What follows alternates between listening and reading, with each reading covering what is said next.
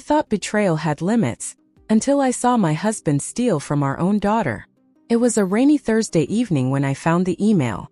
Not a love letter, not even a heated argument, just a simple transfer confirmation. $35,000, gone from Lily's college fund. My chest went cold. For 12 years I had been adding to that account, skipping vacations, working late shifts, even selling my mother's jewelry to make sure Lily had a future. And now with a few clicks Mark had drained it. I didn't want to believe it, but the trail was clear.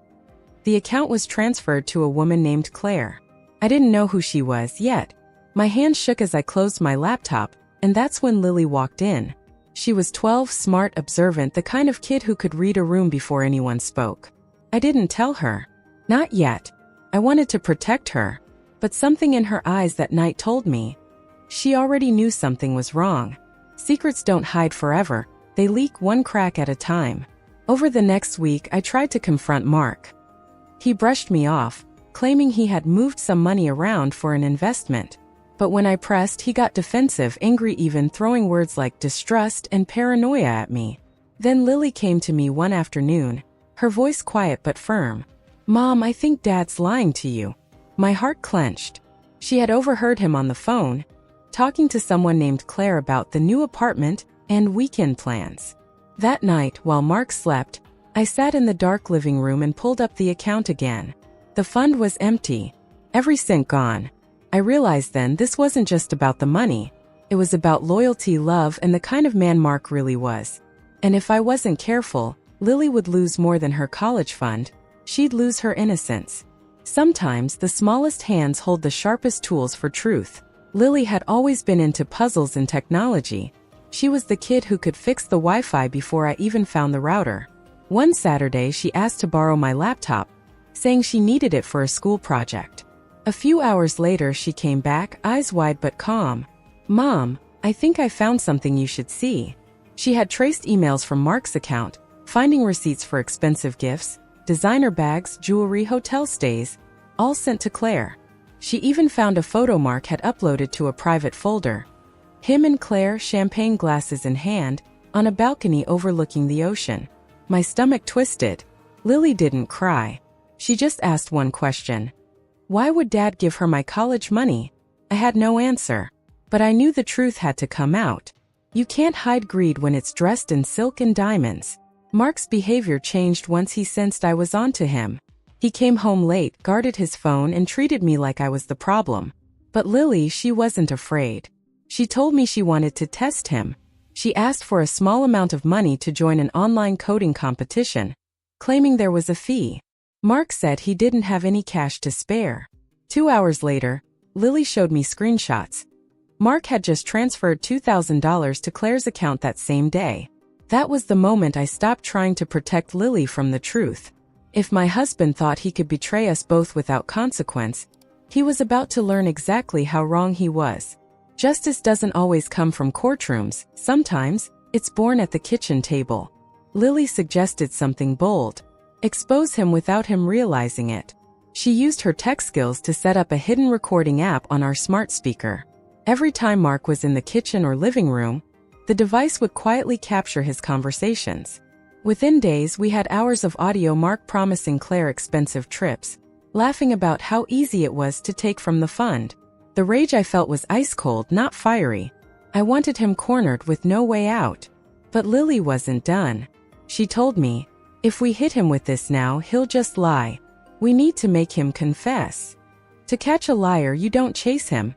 You let him walk into his own trap. Lily had a plan so simple it was genius. She suggested we host a small family dinner. Just me, Mark, Lily, and a laptop connected to the TV.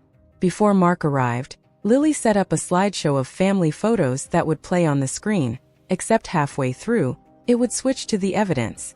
The screenshots of bank transfers, the emails, the balcony photo with Claire, and most importantly, the audio recordings. The goal was to make it seem like it all appeared by accident, forcing him to explain himself in real time. I wasn't sure if I had the stomach for it, but Lily's confidence was unshakable. She wanted the truth out in the open, where he couldn't twist it. That night, we sat down for dinner. Mark was all smiles, asking Lily about school. My hands were trembling under the table. Then Lily's voice cut in. "Dad, can you help me with the TV? It's not playing right."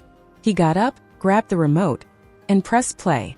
The moment lies turn into proof is the moment cowards lose their voice.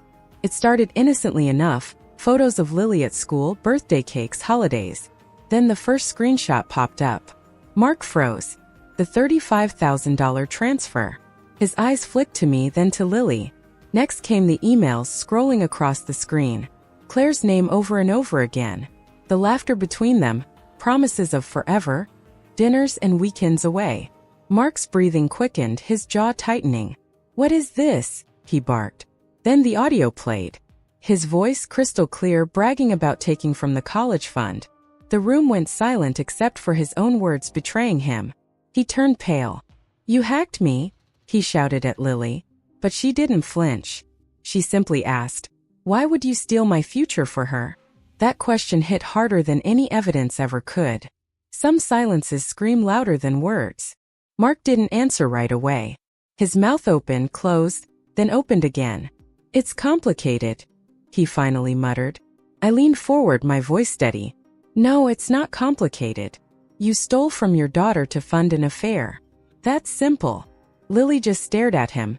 No tears, no anger, just disappointment. And somehow that crushed him more than shouting ever could. He tried to backpedal, saying he planned to pay it back, that it was just a temporary loan. But Lily had done her research. She calmly pointed out that he had already signed a rental contract with Claire for an entire year, using the money as advance payment. He realized then that we knew everything. His power in the conversation evaporated. Sometimes the smartest revenge is simply removing yourself from the game. After that night, I didn't waste time. I met with a lawyer the next morning.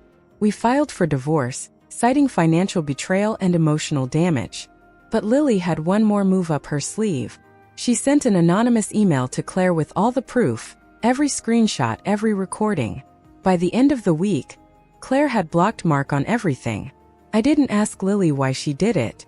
I think she wanted him to lose not just us but the person he ruined his family for. When he realized both of us were gone, and so was Claire, he tried calling, begging for forgiveness. We didn't pick up. Truth hurts, but freedom feels better than any apology. It took months to recover, both financially and emotionally. I picked up extra shifts, applied for grants, and started rebuilding Lily's college fund from scratch. Lily somehow came out stronger. Her coding skills caught the attention of a local tech club, and she won a small scholarship at just 12 years old.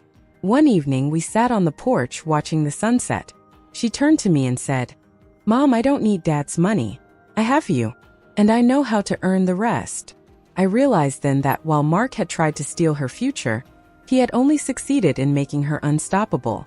And in that quiet moment, I felt something I hadn't in a long time: peace.